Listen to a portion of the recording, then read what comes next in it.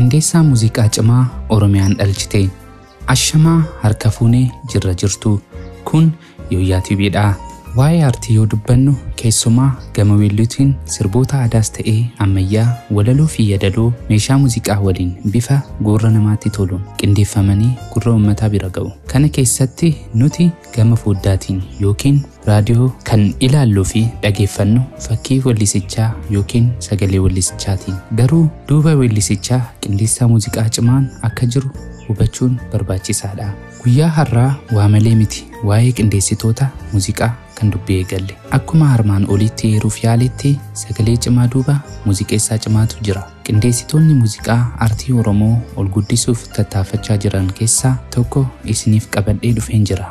Waliin turaan affeerraa keenya. Chaanaalii keenyaaf warree haaraa taatan chaanaalii keenya subscribe gochuun maatii keenya akka taatan affeeramtanii jirtu. Yeroo ammaa kana artistii fi qindeessaa muuziqaati. Naannoowwan Wallaggaatti dhalate gara meeshaa muuziqaa kan dhufe kiiboordistii mana amantaa ta'uudhaan tokko jedhee hojii eegale. Tokko lama jedhees hanqina aartii Oromoo irra jiru hubatee dandeettii qabuun fuulduratti ceesisuuf aartii Oromoo guddisuuf fedhii horatee hojii guddaa hojjechuuf Finfinnee gale. Maqaa ilma isaatiin istuudiyoo Qabsoo jedhu hundeessee hojii aartii Oromoo tokko jedhee eegale. Hanga ammaatti qindeessaa cimaan kun eenyuun jettanii sammuu keessan gaafachuu keessan hin oolu. Weellisaa fi qindeessaa muuziqaa Dinqeessaa Dabalaati. Yeroo ammaa kana artistoota 300 oliif muuziqaa qindeesseera. Kana keessaa sirboota gurra uummataa keessaa hafanii fi qabsoo uummanni Oromoo gochaa ture keessaa sirboota uummata kakaasan kan akka weellistoota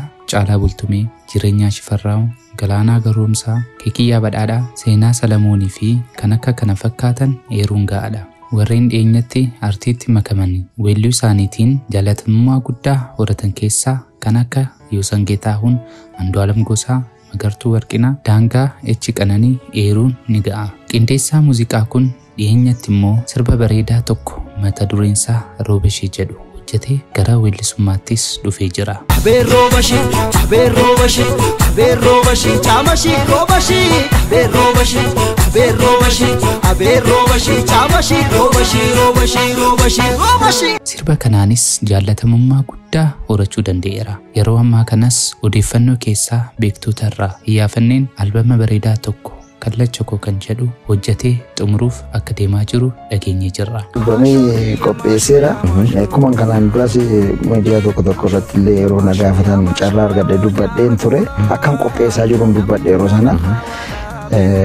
Carraatee Rabbiin galatamummaa qaqqabsiiseera waan jiru almost waan xiqqoo tokkotu naafee albamaa haaraa qopheesseetan jira. Dargaggeessi kun keessumaa hojiiwwan aadaa irratti dandeettii qindeessummaa isaa sirriitti mirkaneessifatee jira. Egaa nutis Dinqeessaa Dabalaa irraa gara fuulduraatti hojiiwwan ciccimoo fi aartii Oromoo gara fuulduratti ceesisuu danda'a jennee abdii irra kaawwannee jirra. Albama bareedaas hojjetee gama weellituunis deebi'ee akka dhufu homaa shakkii hin qabnu. Qophii keenya har'aa waa'ee seenaa artistii fi qindeessaa muuziqaa Dinqeessaa Dabalaa irratti xiyyeeffannee isiniif qabannee dhiyaanne kanumaan xumurree jirra. Chaanaalii keenya subscribe gochuun yookaan koomentii yoo qabaatan yaada keessan kaa'uudhaan maatii keenya akka taatan affeeramtanii jirtu. Qophii har'aaf jenne xumurree jirra. Torban har'aa immoo waa'ee qindeessaa muuziqaa Daawit Taaddasaa isinii qabannee dhufna.